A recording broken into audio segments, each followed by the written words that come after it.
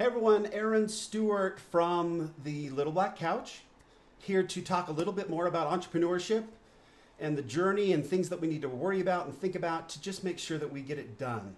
I believe everybody should be an entrepreneur, or at least practice it a little bit in their lives, whether it's to learn new skills, whether it's to bring in a little extra cash, whatever it is. Entrepreneurship is an amazing way to live a better life and to learn more. And my background, as many of you know, is in 30 years or so, almost 30 years exactly, of doing research in entrepreneurship and earning a degree in entrepreneurship, a doctorate, and as well as doing entrepreneurship for the last 20 years of my life. And so I wanted to get to a point where I could share and offer some counsel, I guess, to make this journey a little bit easier for those that come behind me, which is kind of the point of not only academia. We always talk about when we're doing research that we stand on the shoulders of the researchers that have gone before us, and that's why we cite properly and do all that. But also just to make sure that we're furthering the next generation. So this is kind of part of that. I took a long time in my life to come to this point where, one, I felt like I wanted to put myself out there because that's not a very comfortable place to be. It's a horrible place to be, actually, and talking to a little green light is a tough thing to do for me, but also to believe that this 30 years of research and experience and stuff could possibly be valuable to somebody. That was also a tough thing for me to kind of get my head around. I've really enjoyed a lot of the people that I've worked with most recently in the 2CCX group and elsewhere that have helped me to understand that any sort of advice or counsel that I've given has been helpful and has been valuable, they have been very encouraging to get me to kind of go out and do this. So I've tried to do that. I was encouraged by a coach to make sure that I documented this journey. I'm in a new phase in my career, and so as I've gone through this new phase of my career and tried to transition to most of my life in entrepreneurship has been more of a traditional business model where we talk about a product, price, place, promotion, where we talk about creating a product and taking it to the market and marketing the product and then making sure that the product that you pivot and you make sure that the product then becomes modified to what best suits the customer, but you always came up with a product first. We're now into a part of this generational switch in entrepreneurship and marketing that's gone more online. We're now, because we never had, and I think that there's been a little disagreement, not disagreement, but there's been a little misconception that somehow or another those of us that have been doing entrepreneurship for a long time are missing the boat in this new world, in this new digital world. And it's not that at all. It used to be that we would create a product and then go to the market and try to figure out how to sell it to that market. And now we're learning that most products and services that are being created now, they will actually go out and ask the market what they're looking for or do research and then take that research and create products to fit the needs of what people are asking for. So the difference between those two is the velocity of that information. Back in the old day, we didn't have Google AdWords, and we didn't have Google results, and we didn't have, and it's not that the search engines and going and searching for something that is all that important on the side of it, but it's the data that's coming back to us from it. So we can do real-time research now and get all that information back instantly. So then we can go out and create a product. And we do have the tools and the technology to then create, especially info products, on the fly. We have the technology to do that. We didn't have it back in the day. Okay, so it's a totally different world, and it's one where people like me have had to make quite an adjustment. I mean, here I am broadcasting live on Facebook, for heaven's sakes. I mean, give me a break, right? And I've got automation set up now, which were preposterous back in the day. But I have an automation set up that will take this video cast, it will spit out the MP3 audio version of it, and that will be uploaded to my podcast. And then that podcast will be created an audio version and put into YouTube. And then this will be on Facebook, obviously, but when I get done here, it automatically gets uploaded to our YouTube channel, which is crazy, right? I mean, to be able to do that many things and not lay a hand on it is, I mean, to somebody like me who used to have to do it all themselves, it's remarkable. It's a miracle. It's a freaking miracle right now, and the times that we live in, that you can do this kind of stuff. And as an entrepreneur, to be able to automate and create routines and all that is such a blessing. The ability to do so much more with less, that requires less of our time, is amazing. It's an exciting time to be an entrepreneur. And I am loving learning how to leverage all these new technologies to do so much more in a day than I used to do, or could do, frankly. But that's definitely one of these things that's different. That the velocity of information when learning a market now comes back so quickly that we can then make an adjustment to the needs of the market much more quickly. And now we have the tools and the technology to help us make those changes to our products more quickly. We can change offers more quickly, right? It used to be so arduous to go on and change your shopping cart. And even before then, it used to be so arduous to run around your little mom and pop store and restamp everything with a new price. So it's a different world. I really have a hard time when digital marketers try to compare how we did business back in the day to today and how off we were. And it's not the same thing. We did it exactly the most efficient way we could back in the day. We created a product based on what we thought the needs of the market were, because there was no efficient way to go out to the market and get all that data back. So we did the best we could. Okay. So I have kind of a story with that, and it goes back a while back. But this kind of gives us an idea of how this process now happens. And it was one of the first times that I didn't realize it until recently that it had gone on, but in a very different sense, and a much more I don't know, a much slower progress than it can happen now. But so back in the day when we were starting a little company called, it was at first called Acute Transfer, and literally the whole point of this business, this was 21 years ago, okay? I created my first site back probably 23 or 4 years ago. And if I told you the company name, you can go back and take a look at it on the Wayback Machine. It's hideous. But anyway, so I got into this business where, long story short, where we were taking audio files off cassette tapes. And I had at one point 12 stations where we would then run the cassette tapes and turn them into digital WAV files, which were massive. We didn't have compression back then. We couldn't zip them up to make any difference at all. They were just massive, huge digital files. And then we would take those files and upload them on horribly slow internet connections to a site that we had built.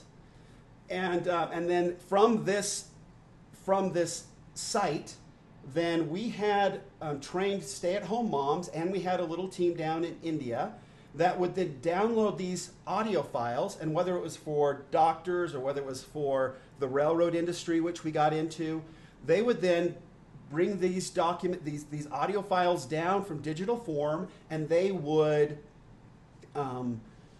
do whatever, process the work. And then they would upload it back to our site, and we had created some place that would receive the files back so it matched up with the audio file. And then our clients could go onto the internet, which was a big deal, and have a login, right? A private login to get in and then download their material and look at it. And this was revolutionary. It sounds ridiculous now. I mean, they were completely, we literally picked up cassette tapes for a while, or had cassette tapes from all over the country sent to us, and we would then convert them. Eventually we found a compressed audio, so we would download them, compress the audio so it could be more easily uploaded to our servers. But that was the business, right? It was called Acute Transfer. It eventually morphed into Accutrans. We shortened it, and that's what it's called now.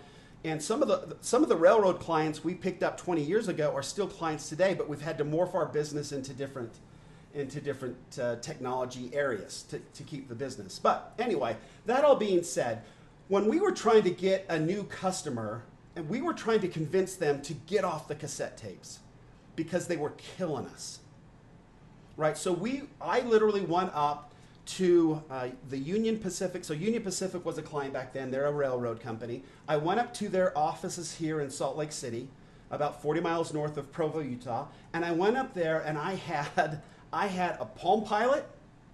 I had a digital recorder. I had like a GPS thing you could plug into the Palm Pilot. I had a little thing you could plug in and record. It didn't have a mic or anything on the Palm Pilot. It wasn't a phone. It was a Palm Pilot. Okay, so I had all these contraptions, and I went up there and showed them.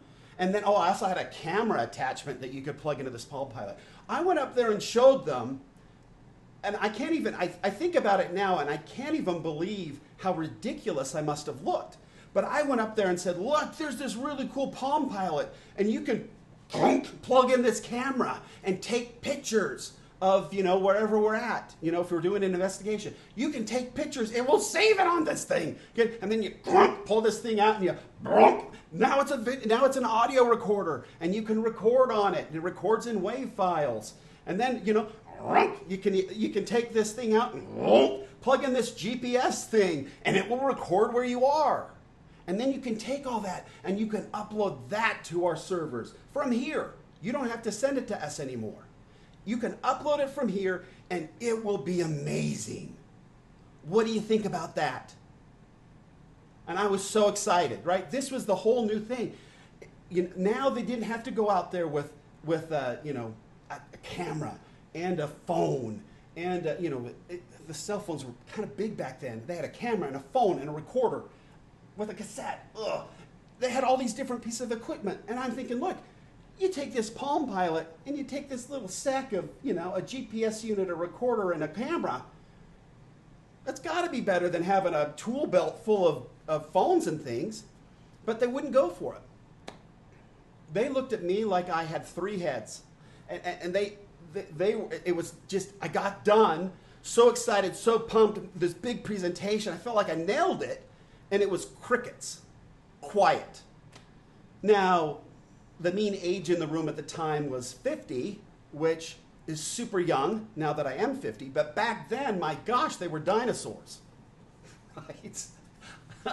At 30, I thought, my gosh, who am I talking to? I'm on the cutting edge of technology, and these people, are driving standard cars to work because they don't know how to drive an automatic. But anyway, I made the pitch, nothing happened, total crickets. I was just despondent.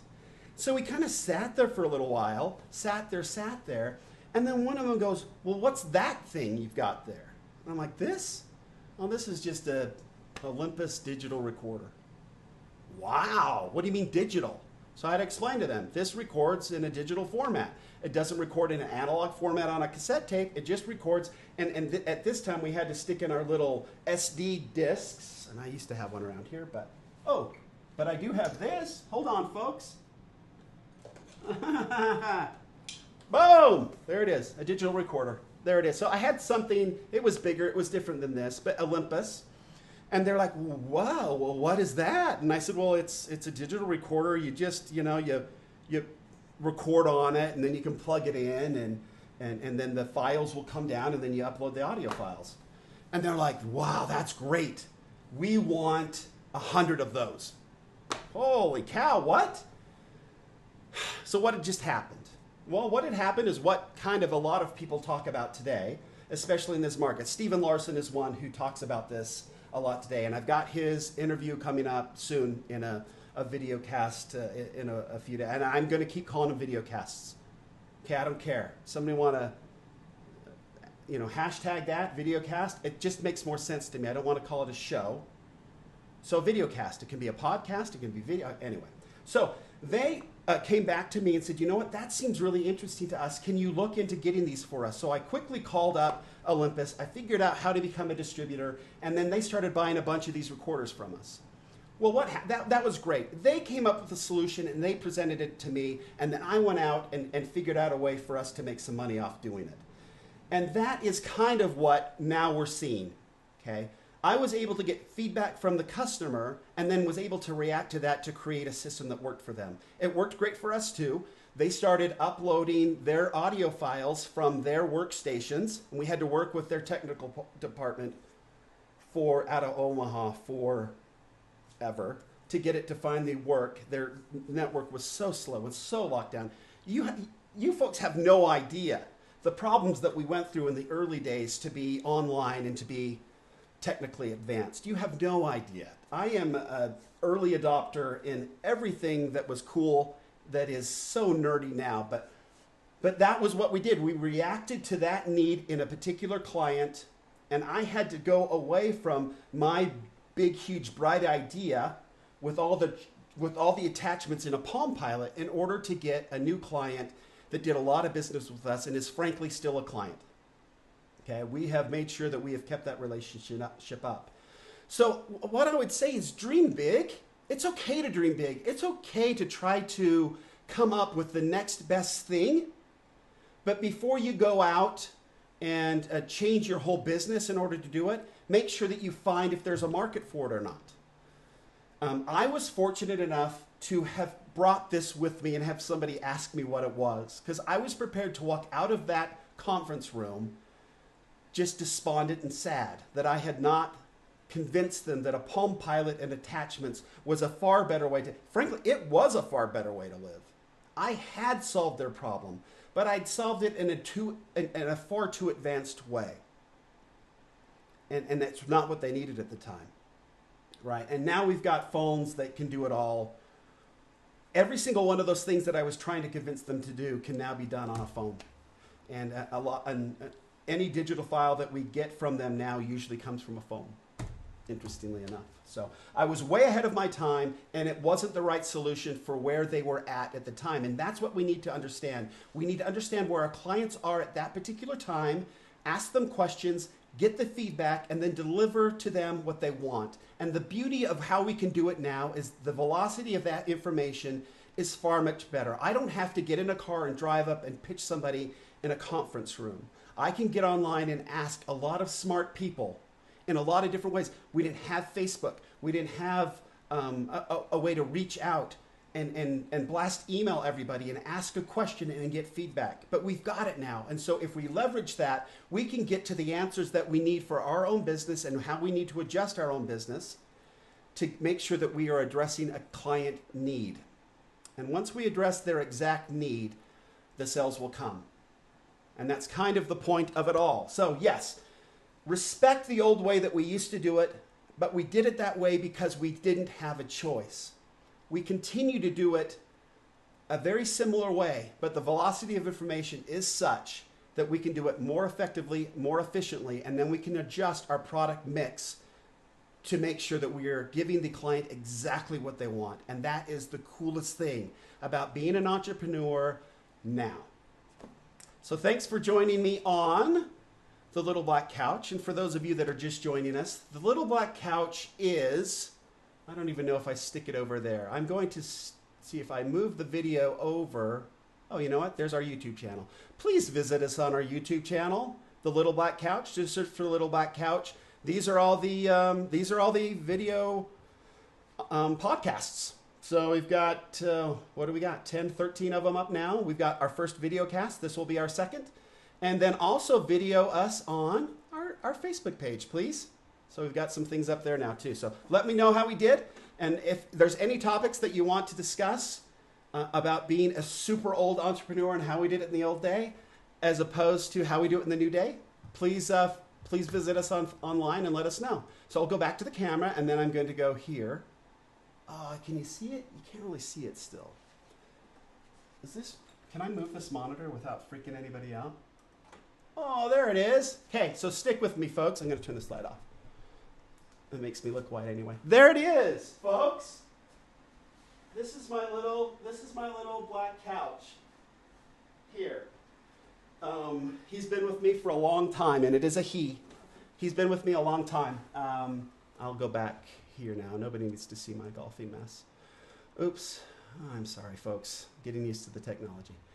But yeah, so if I go here and I go here, no, if I go, oh no, this is not gone. This is not good. Oh, this is not good. All right, so here, this is not good, folks. Anyway, I will figure it out eventually. Oh, here, there it is. Sorry about that. And then we go to this one. Okay, sorry, that was fun, right? A visit, you got a view of the whole entire office. Now my monitor's screwed up. So anyway, that's the Little Black Couch. The reason why this video cast is called the Little Black Couch, or the podcast previously, is because I bought that couch from another entrepreneur about 20 years ago when we were just getting started. I had done research the previous 10 years in entrepreneurship and worked for different companies, figuring and working with different distributors who are entrepreneurs. It was fascinating. Obviously, my research is into entrepreneurs in different countries all over the world. But that Little Black Couch, I paid $200 for it about 20 years ago. So it has been with me through thick and thin, and I love it. It's not big enough where you can actually take a really good nap, but you can take like a 20-minute nap on it before something falls asleep and wakes you up. So it's the perfect power nap couch. So I sleep on it, I'll pile stuff on it. Good friends come in and talk to me about it. I've cried on it, I've prayed on it. This thing is just, it's awesome. And so now I honor it by calling this, whatever it is we're doing, this show, the Little Black Couch. A continuing journey in entrepreneurship. Thanks for joining me today, live. I'll get this all up. Do I have to turn that on? Is that better? I don't know. I look pale. Can you see through me? Can you see the wall behind me? Anyway, thanks for joining me today. Until next time, please remember, an entrepreneur is somebody who gives back, who solves problems, who changes the world. Until next time, Aaron Stewart from the Little Black Couch. Thanks.